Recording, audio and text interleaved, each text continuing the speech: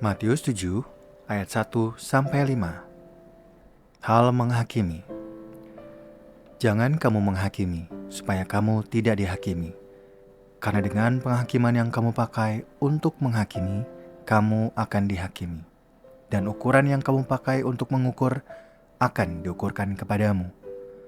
Mengapakah engkau melihat serpihan kayu di mata saudaramu, sedangkan balok di dalam matamu tidak engkau ketahui?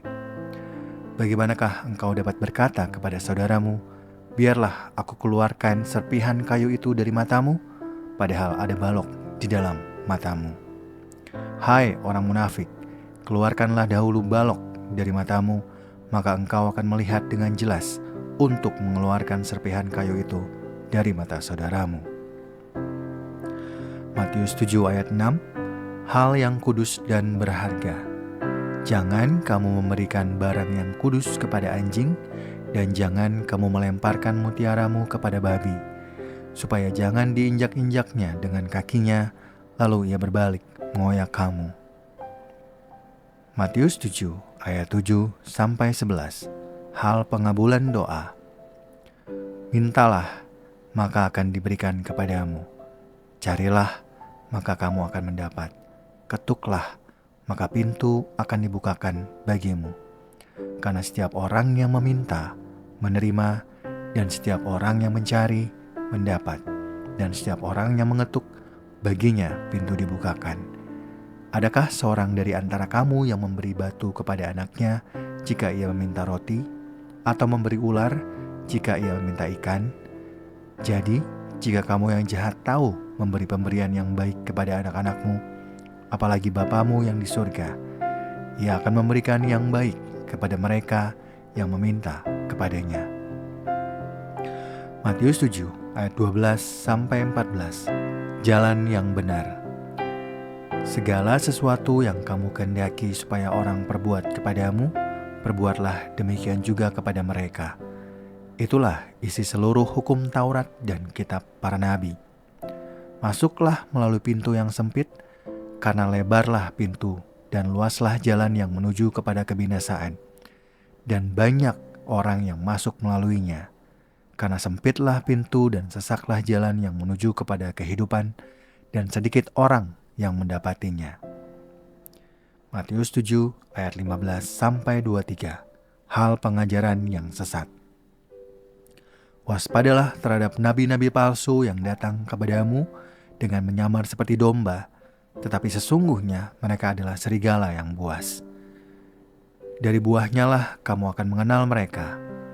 Dapatkah orang memetik buah anggur dari semak duri, atau buah ara dari rumput duri? Demikianlah setiap pohon yang baik menghasilkan buah yang baik, sedangkan pohon yang tidak baik menghasilkan buah yang tidak baik. Tidak mungkin pohon yang baik menghasilkan buah yang tidak baik, ataupun pohon yang tidak baik menghasilkan buah yang baik. Setiap pohon yang tidak menghasilkan buah yang baik pasti ditebang dan dibuang ke dalam api. Jadi dari buahnya lah kamu akan mengenal mereka. Bukan setiap orang yang berseru-seru kepadaku, Tuhan, Tuhan, akan masuk ke dalam kerajaan sorga, melainkan orang yang melakukan kehendak Bapa-Ku yang di surga. Pada hari terakhir banyak orang akan berseru kepadaku, Tuhan, Tuhan, bukankah kami berbuat demi nama-Mu, dan mengusir setan demi nama-Mu, dan mengadakan banyak mujizat demi nama-Mu juga? Pada waktu itulah aku akan berterus terang kepada mereka dan berkata, Aku tidak pernah mengenal kamu. Enyahlah dari hadapanku, kamu sekalian yang melakukan kejahatan. Matius 7 ayat 24-27. Dua macam dasar. Jadi, setiap orang yang mendengar perkataanku ini dan melakukannya, ia sama dengan orang yang bijaksana, yang mendirikan rumahnya di atas batu. Kemudian turunlah hujan dan datanglah banjir. Lalu bertiuplah angin melanda rumah itu. Tetapi rumah itu tidak rubuh sebab didirikan di atas batu.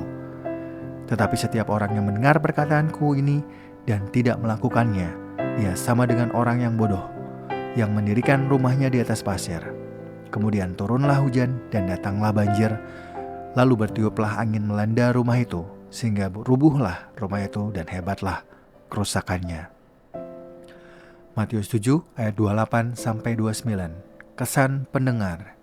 Setelah Yesus mengakhiri perkataan ini, takjublah orang banyak itu mendengar pengajarannya, sebab ia mengajar mereka sebagai orang yang berkuasa, tidak seperti ahli-ahli Taurat mereka.